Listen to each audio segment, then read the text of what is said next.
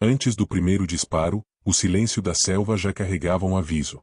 As árvores não fazem barulho quando o perigo se aproxima. Os pássaros param de cantar. O ar para. E os homens que sobreviveram aquele dia juram que, segundos antes de tudo começar, o mundo inteiro prendeu a respiração. Era uma manhã comum no coração da Amazônia. Jovens soldados brasileiros cumpriam sua rotina em um posto avançado próximo à fronteira, uma faixa de terra onde o Brasil termina e o mundo selvagem começa. Eles não sabiam que eram observados. Não sabiam que, a menos de 300 metros de distância, mais de 40 homens armados o cercavam em silêncio, esperando o momento exato para atacar. Não era uma operação improvisada. Era uma emboscada calculada, planejada com frieza, executada com brutalidade. Junte-se a nós nesta jornada épica, onde a floresta mais densa do planeta se tornou o palco de uma das respostas militares mais contundentes da história recente do Brasil. O conflito que poucos conhecem começou muito antes daquele dia de sangue na selva. Por décadas, a Amazônia foi tratada como um vazio estratégico, uma extensão verde e interminável que o Brasil possuía mas não conseguia vigiar por completo. A fronteira com a Colômbia, o Peru e a Venezuela era porosa, mal monitorada e perfeitamente explorada por grupos armados que se moviam entre os países como sombras entre as árvores. Entre esses grupos, as Farc, as Forças Armadas Revolucionárias da Colômbia, eram os mais organizados, os mais perigosos e os mais ousados. As Farc não eram simples bandidos. Eram uma força guerrilheira com décadas de experiência em guerra irregular, treinados para sobreviver na selva, para atacar e desaparecer, para usar o próprio ambiente como arma. Eles financiavam suas operações com o tráfico de drogas, com extorsão e com sequestros, e cruzavam as fronteiras sul-americanas sempre que precisavam de rotas seguras, abrigo ou recursos. O Brasil, para eles, era território conveniente. Um corredor logístico. Uma retaguarda segura. Por muito tempo, as autoridades brasileiras souberam da presença desses grupos próximos à fronteira. Por muito tempo, a resposta foi contida, diplomática, discreta. Mas havia um limite. E naquele dia, esse limite foi cruzado com violência. O destacamento brasileiro era pequeno. 17 homens. Soldados jovens, a maioria com menos de 25 anos, cumprindo missão de rotina em uma base avançada no meio da floresta. Não havia helicópteros estacionados ali. Não havia artilharia pesada. Havia rifles, rádios, vontade e a certeza de que aquela era uma região tranquila. O ataque veio durante o almoço. Mais de 40 guerrilheiros das Farc abriram fogo de múltiplas direções ao mesmo tempo. A base foi atingida por uma enxurrada de tiros que não dava tempo de reagir, de respirar, de pensar. A desvantagem numérica era brutal, mais de 2 para 1. Os guerrilheiros tinham o elemento surpresa, posição elevada e conhecimento do terreno. Os soldados brasileiros tinham apenas seus instintos e o treinamento que, naquele momento de caos absoluto, era a única coisa entre eles e a morte. Não era uma batalha. Era um massacre em andamento. Quando o silêncio voltou, o saldo era devastador. Soldados brasileiros mortos no chão da selva. Outros feridos, tentando se arrastar para longe do campo de fogo. A base havia sido invadida. E o pior, as armas tinham sido roubadas. Fuzis do exército brasileiro, nas mãos de guerrilheiros estrangeiros, sendo carregados para dentro da floresta enquanto os sobreviventes tentavam entender o que havia acontecido. Era humilhação. Era provocação. Era uma declaração de guerra. A notícia chegou a Brasília com a velocidade do choque. Nas primeiras horas, os relatórios eram fragmentados, confusos, incompletos. Mas a essência era clara. Um grupo guerrilheiro estrangeiro havia atacado uma base militar brasileira em território nacional, matado soldados e roubado armamento do exército.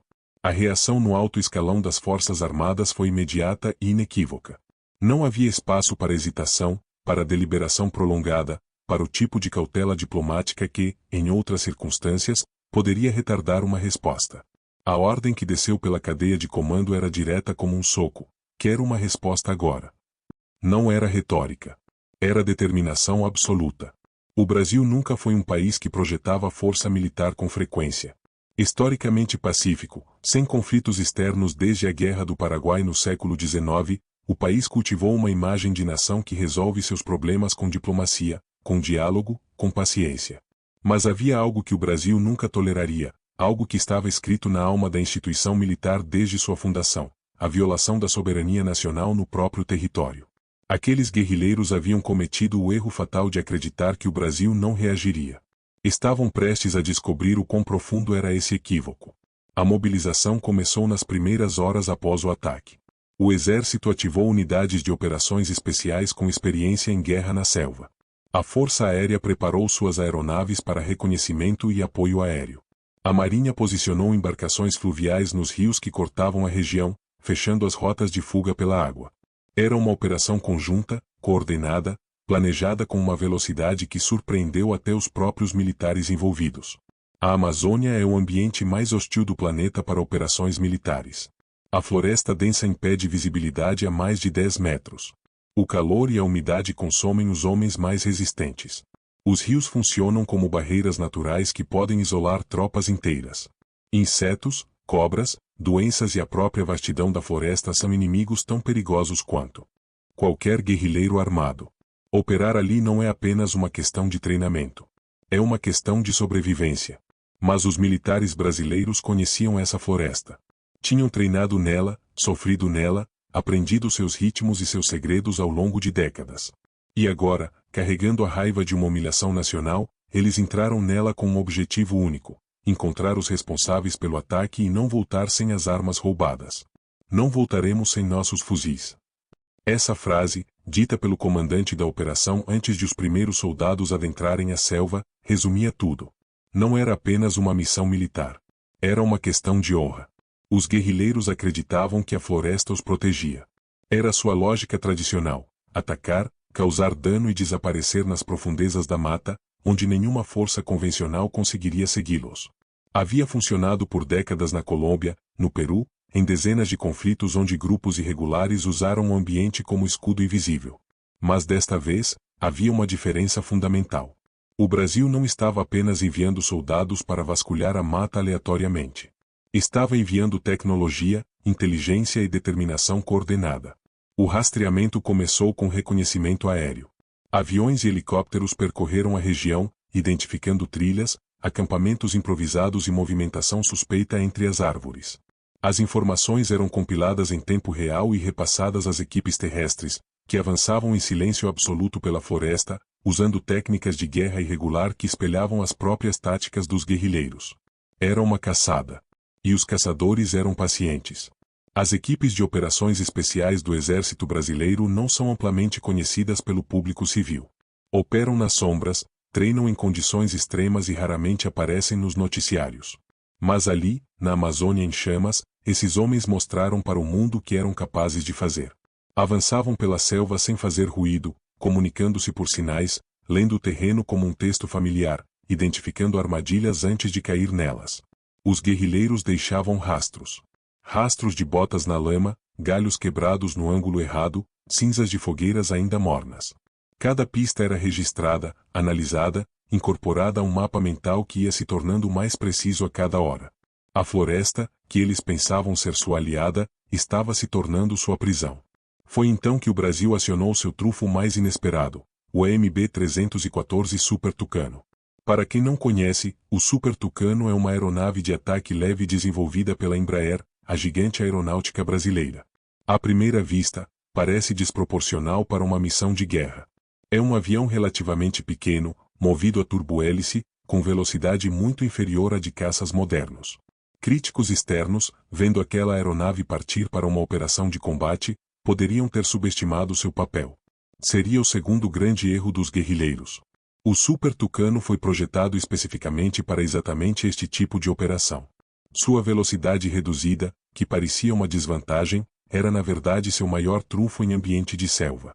Enquanto caças modernos passariam a centenas de metros por segundo, incapazes de identificar alvos entre o dossel das árvores, o Tucano voava baixo, lento e preciso, com sistemas de targeting avançados que permitiam identificar e engajar alvos em clareiras e trilhas com uma precisão cirúrgica. Os guerrilheiros ouviram o barulho do motor antes de verem o avião. Mas quando viram, já era tarde demais. Os primeiros ataques aéreos destruíram acampamentos que os guerrilheiros acreditavam estar perfeitamente escondidos. Rotas de retirada foram cortadas. Pontos de abastecimento foram eliminados. E o pior, do ponto de vista dos guerrilheiros, era que os ataques vinham sem aviso, a qualquer hora do dia ou da noite, sem padrão previsível que pudesse ser antecipado. A guerra psicológica havia começado. E o Brasil estava ganhando. Os primeiros contatos diretos entre as tropas brasileiras e os guerrilheiros ocorreram em condições de visibilidade quase zero. A selva densa reduzia as distâncias de combate a menos de 20 metros em muitos casos. Era uma guerra de sons antes de ser uma guerra de visão. O estalo de um galho, o som de uma respiração ofegante, o clique metálico de uma arma sendo carregada. Os combates eram curtos, brutais e inconclusivos individualmente, mas acumulativos em seu efeito. Cada confronto deixava guerrilheiros mortos ou feridos, forçando os sobreviventes a recuar mais fundo na floresta, a abandonar equipamentos, a fragmentar seus grupos. A coesão que havia tornado o ataque inicial tão devastador estava se desfazendo sob a pressão constante das forças brasileiras. Não era estratégia. Era desespero. Os guerrilheiros que haviam entrado no Brasil como uma força organizada e confiante estavam se tornando um bando de homens assustados, famintos e cada vez mais isolados. A floresta, que conheciam bem, estava sendo usada contra eles por adversários que a conheciam igualmente bem, mas que tinham mais recursos, mais apoio, fundamentalmente, mais motivação. Lutar pela sobrevivência é poderoso. Mas lutar para recuperar a honra de seus mortos é algo diferente. É algo que não se esgota. O cerco foi se fechando ao longo de dias que pareceram semanas. Por terra, as equipes especiais avançavam de múltiplas direções, comprimindo o espaço disponível para os guerrilheiros se moverem. Pelo ar, o Super Tucano e os helicópteros mantinham pressão constante, impossibilitando movimentos diurnos em áreas abertas. Pelos rios, as embarcações da Marinha bloqueavam as rotas de fuga aquática. Era um cerco tridimensional. Terra, ar e água. Não havia saída. À medida que a situação dos guerrilheiros se deteriorava, começaram a emergir as primeiras rendições. Homens exaustos, feridos, delirando de fome e medo, saindo da floresta com as mãos para cima, incapazes de continuar. Cada rendição trazia informações valiosas, a localização dos líderes, os planos de fuga que restavam e, crucialmente, as pistas sobre onde as armas roubadas haviam sido escondidas. O uso de visão noturna transformou as noites em pesadelo para os guerrilheiros. Enquanto eles precisavam da escuridão para se mover com relativa segurança, os soldados brasileiros equipados com dispositivos de visão noturna continuavam operando com eficiência total. Os ataques noturnos quebraram o último refúgio psicológico que os guerrilheiros possuíam, a crença de que, pelo menos de noite, estariam seguros. Não estavam. Nunca mais estariam. A quebra psicológica foi total quando os guerrilheiros perceberam que não havia nenhum momento de pausa, nenhum intervalo de trégua implícita, nenhum respeito pela escuridão ou pelo cansaço. Os brasileiros não paravam. Não descansavam. Eram implacáveis como a própria selva, e infinitamente mais organizados. As armas foram encontradas em um esconderijo improvisado, enterradas a menos de 1 metro de profundidade em uma clareira a 17 quilômetros da fronteira colombiana. Os fuzis do exército brasileiro, envoltos em lonas plásticas, ainda intactos, ainda funcionais. A equipe que os encontrou comunicou pelo rádio com apenas 3 palavras: missão cumprida. Voltamos. A recuperação das armas teve um significado que ia muito além do valor material do equipamento. Eram a prova de que o Brasil havia cumprido exatamente o que havia prometido. Eram a resposta física à humilhação sofrida. Eram o símbolo de que a soberania nacional não era negociável, não tinha preço e não admitia exceções. O resultado final da operação foi devastador para as Farc. Dezenas de guerrilheiros mortos em combate. Outros tantos capturados e entregues às autoridades. Os que conseguiram escapar dispersaram-se pela floresta e pela fronteira, fragmentados, sem liderança, sem recursos, sem a capacidade de se reorganizar em curto prazo. A estrutura que havia planejado e executado o ataque à base brasileira havia simplesmente deixado de existir. O que poucos esperavam foi a dimensão geopolítica que a operação assumiu nos dias seguintes. Com autorização formal do governo colombiano, as forças brasileiras cruzaram a fronteira em perseguição aos guerrilheiros que haviam fugido para território colombiano. Era um precedente histórico. O Brasil, país que sempre se recusou a projetar força além de suas fronteiras, agindo militarmente em território estrangeiro, com apoio diplomático explícito, em nome de sua própria defesa. A mensagem para toda a região foi clara e inequívoca. O Brasil estava disposto a ir além de suas fronteiras para proteger seus soldados e sua soberania. Para os grupos irregulares que operavam nas fronteiras porosas da Amazônia, aquela operação representou uma mudança fundamental no cálculo de risco de atacar o território brasileiro. O Brasil havia falado. E o mundo havia escutado. O legado daquela operação foi profundo e duradouro.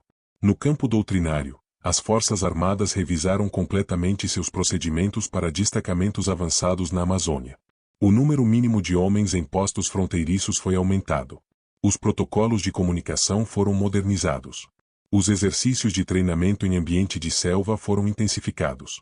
No campo tecnológico, o episódio confirmou o Super Tucano como uma das aeronaves de ataque leve mais eficazes do mundo para operações em ambiente de selva tropical. Nos anos seguintes, o Brasil exportaria essa aeronave para dezenas de países, tornando-a um dos produtos de defesa mais bem-sucedidos da indústria nacional. Países como Estados Unidos, Afeganistão, Indonésia e Nigéria adotariam o Super Tucano exatamente por sua capacidade comprovada de operar em teatros de operações irregulares. A selva havia testado o equipamento. E o equipamento havia passado em todos os testes. Mas no final, quando toda a análise estratégica, toda a discussão doutrinária e todo o debate geopolítico se assentam, o que resta é mais simples e mais pesado do que qualquer teoria militar. Restam os nomes. Os rostos. Os jovens que não voltaram. Soldados com menos de 25 anos, filhos de cidades pequenas e de famílias simples, que haviam escolhido vestir a farda do Brasil e que morreram em uma clareira na floresta mais densa do mundo, atacados por homens que acreditavam que o Brasil não reagiria. Eles morreram antes de ver a resposta que sua morte desencadeou. Morreram sem saber que seu sacrifício se tornaria o catalisador de uma das operações militares mais significativas da história recente do país. Havia uma mãe em Minas Gerais que esperava o filho ligar todo domingo à tarde. Havia um pai no Pará que guardava a foto do filho fardado na mesinha de cabeceira. Havia irmãs, namoradas, amigos que acordavam todas as manhãs com um peso diferente no peito, um vazio que nenhuma vitória militar consegue preencher completamente. A guerra tem um custo que os relatórios oficiais nunca conseguem capturar integralmente. Tem um preço que se paga não em munição ou em combustível de aviação, mas em luto, em saudade e em anos de ausência que se acumulam silenciosamente nas casas de famílias que nunca pediram para estar na linha de frente de nenhum conflito. Esses soldados merecem ser lembrados. Não apenas como estatísticas de uma operação bem-sucedida. Não apenas como justificativa para mudanças doutrinárias ou para o sucesso de exportação de uma aeronave. Mas como seres humanos que deram tudo o que tinham pelo pedaço de terra onde nasceram e pelo povo que juraram defender. Depois daquele dia, o Brasil nunca mais olhou para sua fronteira da mesma forma. A Amazônia continuou verde. Os rios continuaram correndo. Os pássaros voltaram a cantar quando o silêncio dos disparos finalmente se desfez. Entre as árvores. Mas algo havia mudado de forma permanente e irreversível. O Brasil havia mostrado ao mundo, e a si mesmo, que era capaz de defender cada centímetro de seu território, por mais remoto, por mais hostil, por mais inacessível que fosse. E os que duvidavam disso, os que acreditavam que o gigante dormia profundamente demais para ser despertado, aprenderam a lição da única forma que ela realmente penetra, através das consequências impossíveis de ignorar. A selva guarda seus segredos. Mas aquele, ela deixou o Brasil contar.